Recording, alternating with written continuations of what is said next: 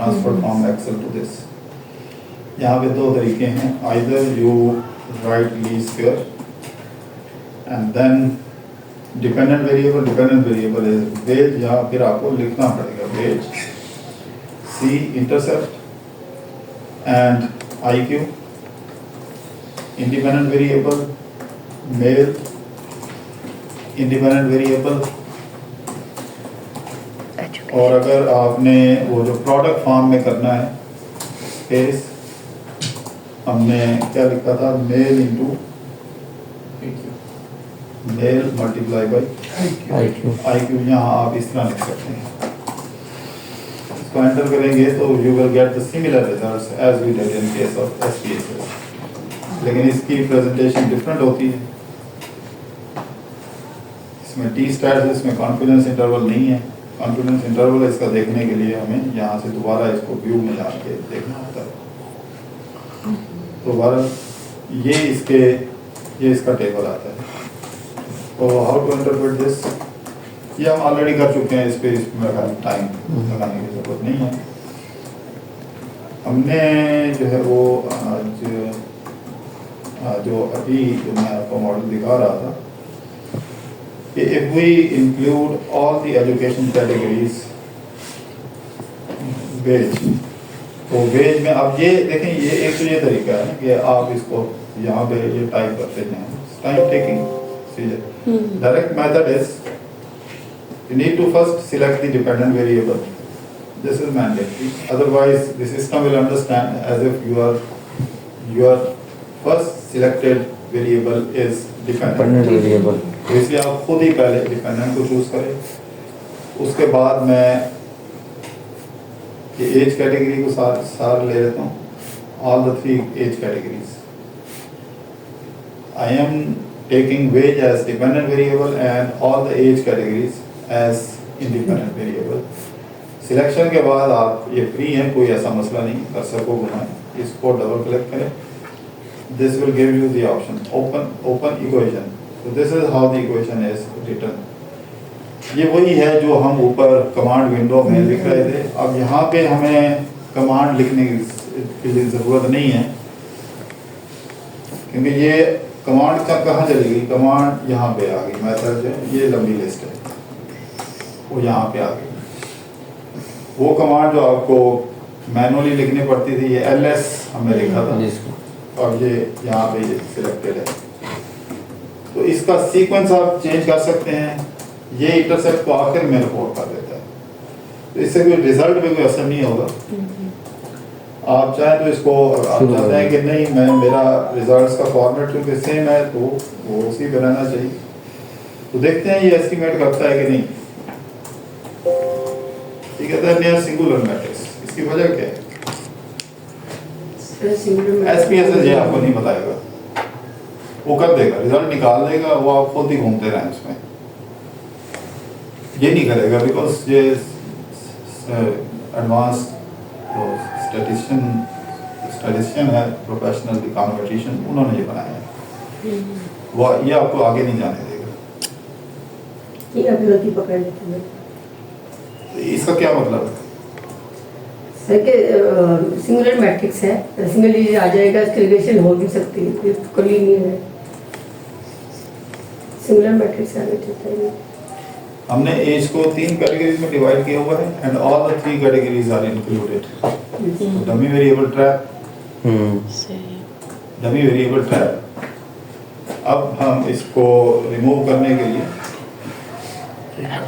किसी एक कैटेगरी को हम ड्रॉप करेंगे। एनी कैटेगरी हम 1 बाय 1 करते हैं, पहले एक एज कैटेगरी को ड्रॉप एंड एंटर। अब इसने एस्टिमेट करते हैं। What does this mean? It means age 2 हमने 30-40 लिखा हुआ है, मेरा ख्याल है, जो मैंने कैटेगरीज दिखाई थी। देख लेते हैं।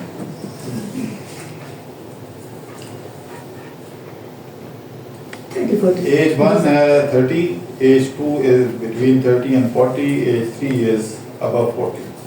तो देखते हैं कि whether all the age categories are earning the same wage on the average or not. They are not earning the same.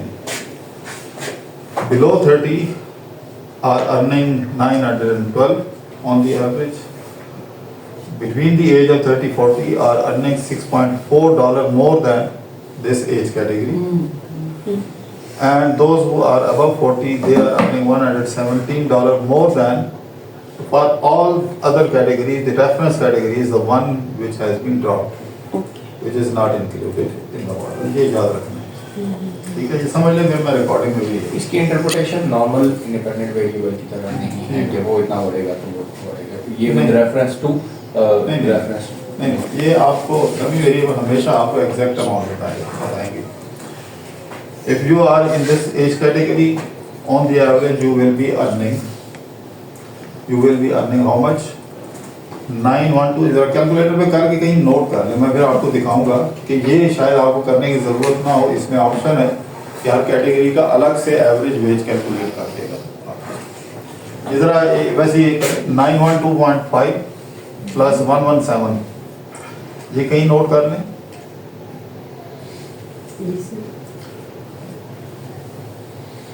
आपके पास जिनके पास लैपटॉप है उनके पास ई व्यूज है, आपके पास है? अगर है तो आपको पाए भाई सर मेरे ये मैं पास उसमें है। रखूंगा। बस है। चलो मैं उसमें फिर ठीक है सर। आज सारे वो तो ये प्लीज लिखें 912.5 प्लस 6.4। अब ये क्या बता रहा है कि average earning is $912.5 if the worker is below 30. If the worker is between the age of 30 and 40, he is earning on the average 912 plus 6.4 जो आपने निकाला है, कितना बनता है? जी सर जी 918.98। जी 918.9। And if the worker is above the age of 40, so he will be earning on the average 912 plus 117. 1029. So what general conclusion can be drawn? As per the age With the age, the average earning is increasing. The lowest age below 30, workers are earning the lowest in all the three categories, and the middle age group average earning is above those who are below 30. और फिर as the age further increases, the average earning also increases. ठीक है? अच्छा, अब यहाँ तो हमने comparison किया। अब मैं चाहता हूँ कि नहीं, मुझे तो एग्जैक्ट नंबर यहीं से, मैं क्यों कहाँ पर टाइम ज़ाया करूँगी, कैलकुलेट करूँगी जी 30 से नीचे है तो वो इतना होगा और बाकियों को मुझे ऐड करना पड़ रहा है बार बार। तो E views gives you the option. मैं एस्टिमेट्स में जाता हूँ दोबारा, और this time I will not drop the category. मैं इसी कंट्रोल C कंट्रोल V, और ये 1 था ना, 1। Yes, sir. but if I include all the three categories, this will create dummy variable trap. The system is trapped and it fails to calculate. तो इसका एक solution है। इसका सोल्यूशन ये है कि इसका इंटरसेप्ट आप ड्रॉप कर दें। तो ये आप सिस्टम को डॉज कर रहे हैं, और वो ये ऐसे ही है जैसे 3 चेयर्स है तो वो किसी एक को खड़ा होना पड़ेगा ना, 4 लोग, तो आपने उसको जगह दे दी ना। तो अब ये आपको not only calculates the average age of, आप देखें एज 1 वही 912.5 सेम आ गई। ये 918 कमा रहा है, Yes, sir. ये 1029, ये आ रहा था वो एवरेज है। वो आपने मैनुअली कैलकुलेट किया होगा, ये वही होगा। अच्छा, अब इसमें एक और जो मैंने कहा था कि अगर if this is the scientific method, then it doesn't matter whether you are using one category as a reference or second category, third category as a reference. Now here I am using third age category as a reference point. You see the number is changed to negative minus.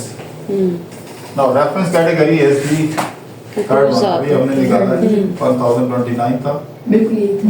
बाकी उससे इतना कम है। This 117 less Less than. Then the highest category highest age category. तो scientific method इसी तरह होते हैं, उसी का। ये नहीं कि बच्चों को फिर छुपा के ना खुद ही ठीक करना पड़े रिसर्च में। नेगेटिव से क्या मतलब है? नेगेटिव का मतलब ये है because each category's income is to be compared with the reference Reference category. category. So this much less Less than. than this age category. Highest age category is earning the highest. 1029 minus Below 30 117. are earning 117 less than Less this. than. And Age two is 30 less 40 category ये तो is 6 था earning. ना sir, 2 का तो उसने 6 था। फिर less होगी ना। नहीं इस तरह आप अगर सर रिवर्स आप कर टकरा रहे हैं, मैं इसको ऐसा अब करता हूँ। रेफरेंस इसको वाली freeze करना। ऑलरेडी हाँ। ज्यादा है ना मैं कर रहा हूँ। इसलिए ये उससे वाला कम result आ रही है freeze बाकियों करना। की। हाँ। पहले उससे ज्यादा आ रही थी। देखें मैं देखें अगर आप सारे रिजल्ट साइमल्टेनियसली प्रोड्यूस करना चाहते हैं कंपैरिजन के लिए, ऑब्जेक्ट इसको करें कॉपी ऑब्जेक्ट बस। और फिर एक और भी कर लें ऑब्जेक्ट Object. सेकंड पे जाकर जनरेट कॉपी ऑब्जेक्ट, ये सारे अब आपके सामने मैं करता हूँ। सर सर आप इन दो जगह कर ये सेम है सर। सेम है। ये तीनों से हैं, अभी मैंने चेंज नहीं किया। सर ये इसमें 1 2 है, इसमें भी 1 2 है, इसमें मैं 3 1 2 3 ठीक है, लेकिन इसमें मुझे एक कैटेगरी ड्रॉप ड्रॉप करने की सी बजाय सी अब मैं ये एज ए रेफरेंस हम यूज करेंगे ताकि सारे इसी से आप कंपेयर करें ठीक है। जमा तफरीक करके। और इसमें हमने एक रेफरेंस One इसमें 3 रेफरेंस यूज हुआ है, इसमें हम वन रेफरेंस इसको 3 कर दें और इसको आप 2 कर दें। अब आप देखें, अब प्लस माइनस करके देखें, do you get the same answer, ये जो है या नहीं। इसमें what is the reference category? Sir आपने इसको फ्रीज किया था तो ये अभी हमने कॉपी किया है। नहीं फ्रीज फ्रीज नहीं करना। सर अभी क्या किया, सिर्फ कॉपी किया अपना। कॉपी ऑब्जेक्ट जितना भी है क्या क्या किया ठीक।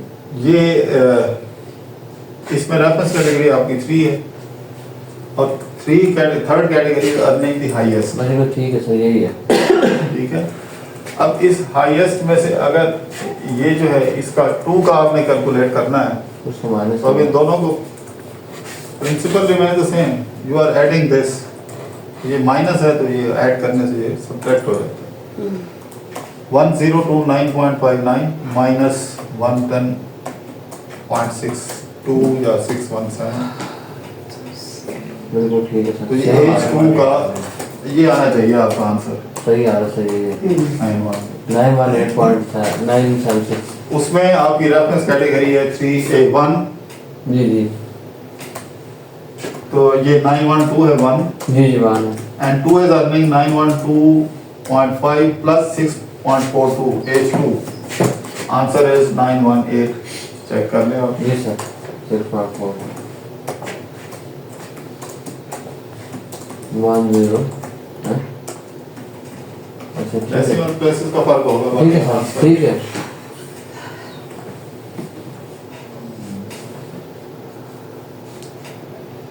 बिल्कुल सही है सर सेम आ रहा है। तो what general conclusions can be drawn जैसे from this जैसे analysis? एज जैसे इंक्रीज हो रही एक्सपीरियंस बढ़ रहा है जो चल आप रही है। बताएं। सर क्या आपकी जितनी एज बढ़ रही है आपकी एक्सपीरियंस ज़्यादा हो रहा है? एक्सपीरियंस नहीं एक्सपीरियंस की तो बात ही नहीं है। Wage Yes. बढ़ा है। मतलब एज आपकी जितनी बढ़ रही है तो आपकी वेजेस बढ़ रही है। हम्म, जिसकी सबसे कम एज है वो सबसे कम वेज ले रहा है और यहाँ आप बिल्कुल ये जनरल कंक्लूजन जी, यही है। सही है। स्पेसिफिकली आप बताएं कि your age is below 30 on the average, you are हाँ। likely to earn this much amount। अच्छा अगर आपकी एज 30 इतनी है तो you will be earning on the average this much, अगर आपकी एज जो है बिलो अबव 40 है तो you are earning You are doing this much. Yes, sir. ठीक है। तो ये जो है बड़ा आसान तरीका है। तो इसकी इंटरप्रिटेशन उस तरह से नहीं होगी 1 यूनिट इंक्रीज और उसका नहीं होगी, ये एग्जैक्ट अमाउंट आपको है। अच्छा, अब मैं इसको क्लोज करता हूँ। 20 करने से ना वो स्पेस काम का जो कैप्चर करता जाएगा। अच्छा, अब इसको मैं एक और वेरिएबल लेते हैं, सभी एजुकेशन का। तो एज का तो हमने देख लिया, वेज एज नहीं, एज तो हो गया। सर एजुकेशन 1 2 3 4 जेंडर सब नहीं, पहले जरा एक दफ़ा अच्छी तरह समझ लें। जी जी तो अब जाहिर है कि इसमें करूँगा तो ये नहीं करेगा। नॉन चारों ले लिया उसकी वजह ये है, आप उसको इंटरसेप्ट निकाल अगर हम इंटरसेप्ट निकालें या किसी एक कैटेगरी को निकालें, अगर मैं 4th कैटेगरी निकालता हूँ, ये विद हैवी हार्ट कि पाकिस्तान में ये पाकिस्तान का Education है। कि हाईली एजुकेटेड पीपल जो they don't earn according to their education, तो इसलिए उसको हम एज ए रेफरेंस कैटेगरी में यूज करते हैं। अच्छा So let's see, does this happen? No. The workers with the highest education are earning the highest. कैसे पता चल रहा है? बाकी सबके साथ नेगेटिव साइन। नेगेटिव साइन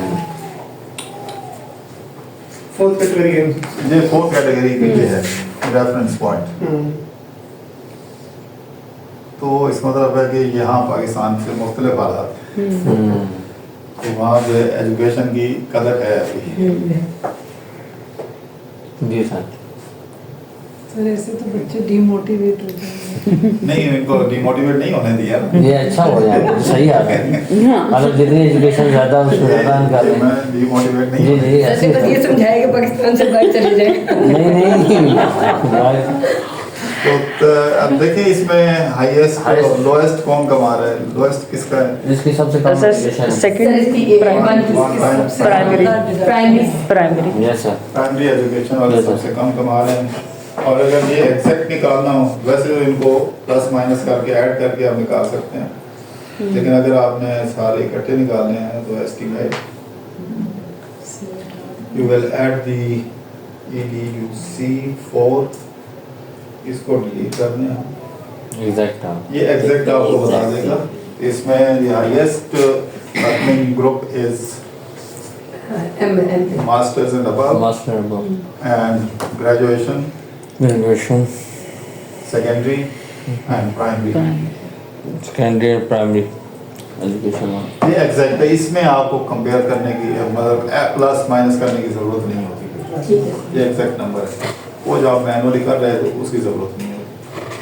ठीक है, ये दोनों सर इक्वेशन वही होती है, फिर इसमें ये वो इंटरसेप्ट निकालते हैं इसलिए ये एग्जैक्ट देता है फिर हाँ, सबके। वो खुद ही वो ऐड करके ही देता है। ठीक ठीक सर तो इसमें कोई रेफरेंस कैटेगरी नहीं है, डायरेक्ट कंपैरिजन है। सर वो अभी इस टाइम फाइल मिल सकती है सर ये? कौन सी ये इसकी? वहाँ तक मैं थोड़ा सा चलो मैं देखता हूँ कि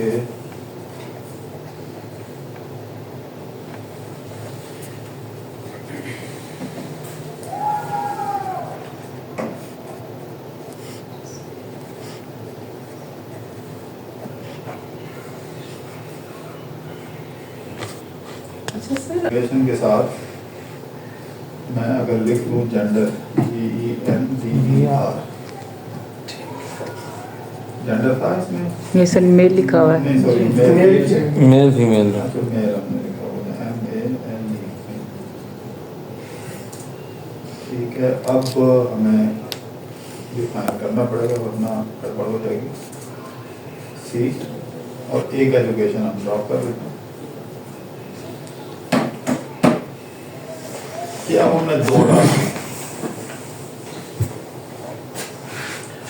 Every time reference point will be the same, okay whether it is for this dummy variable or this dummy variable, this variable, this variable.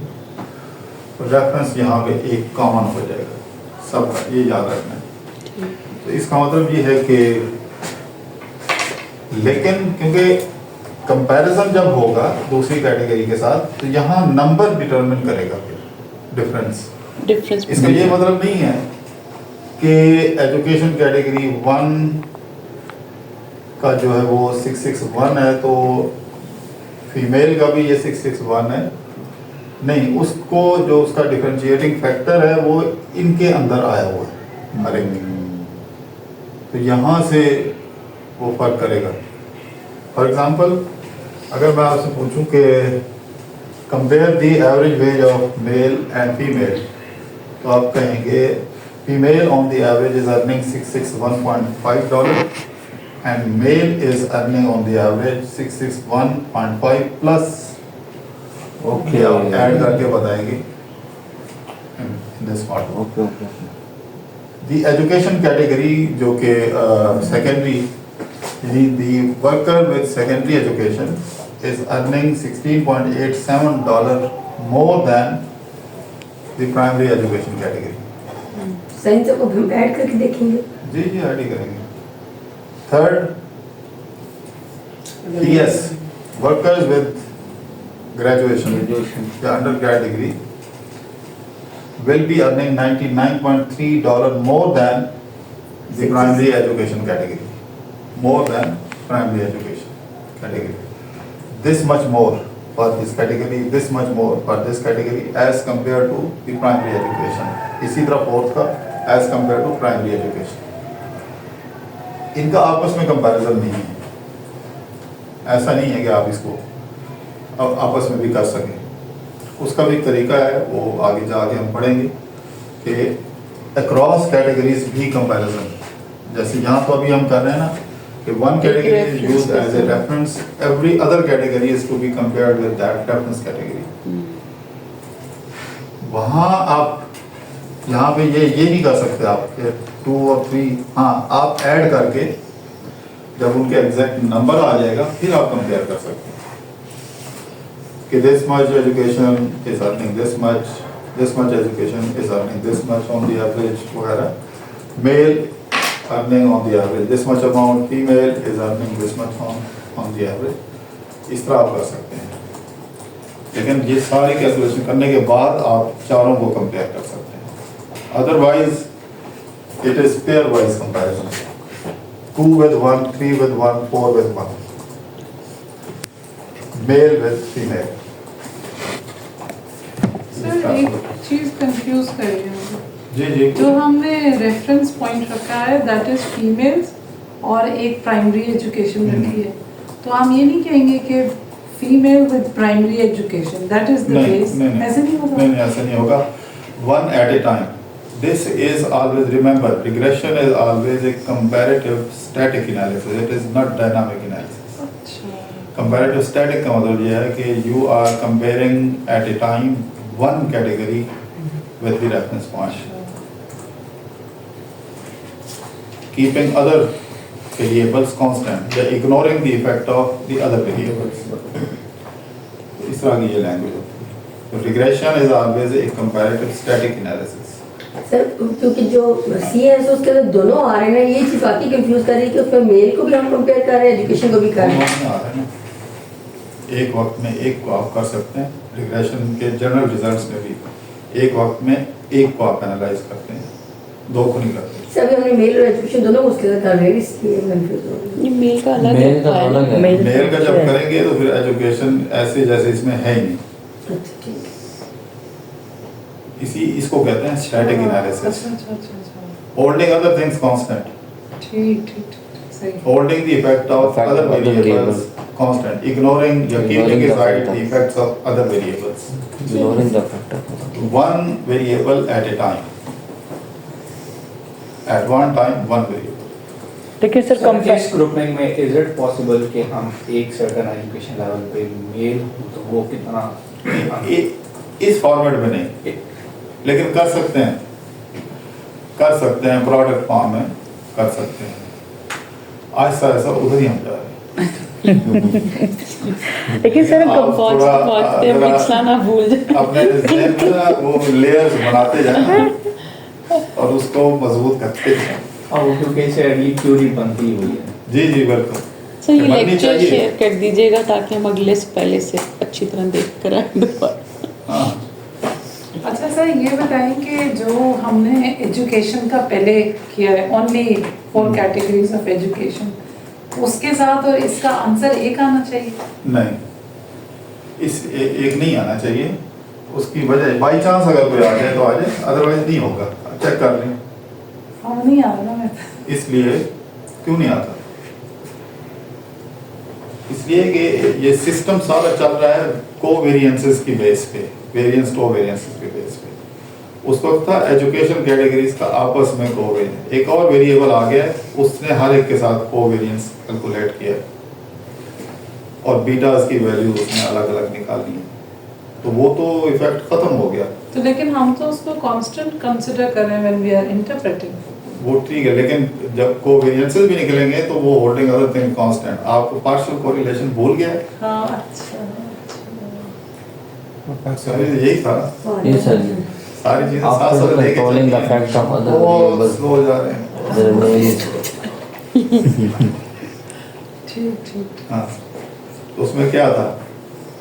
यही नहीं था? R1 2 गिवन 3, आगे 1 2 1 3 मल्टीप्लाई। वो मल्टीप्लाई क्या होता है?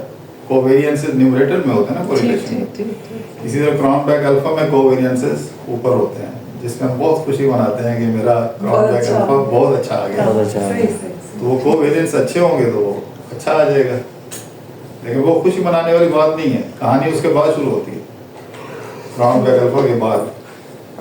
वो भी हम पढ़ेंगे इंशाल्लाह। वो सर हमारे एक टीचर थे, वो कहा करते थे there is something wrong with these chairs.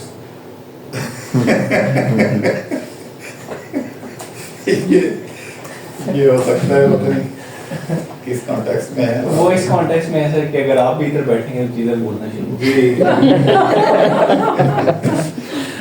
हो सकता है। अच्छा, I thought you are commenting regarding their नहीं। ease or comfort.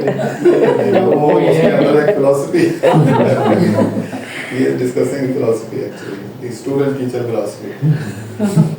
अच्छा, इसमें आप प्लीज इसको अच्छी तरह देखें, अपने नोट्स में कोई लिखना है लिखें, कोई क्वेश्चन है तो पूछें, फिर हम इसको जरा एक्सपैंड करेंगे।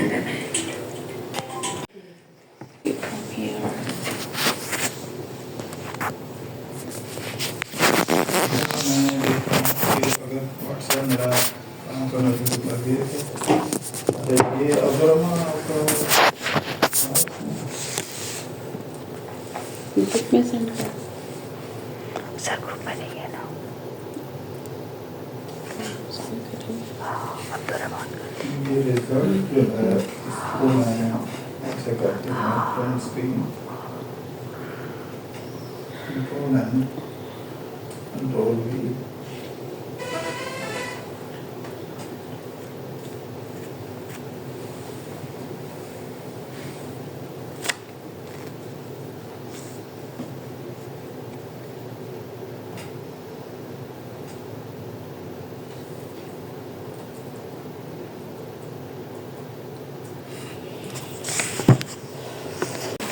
V over।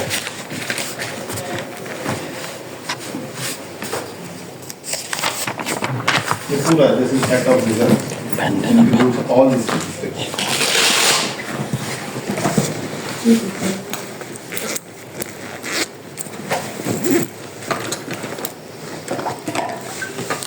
तो वैसे तो बाकी डाटा सेट तो एक्सेल में डाल के निकाला जा सकता है।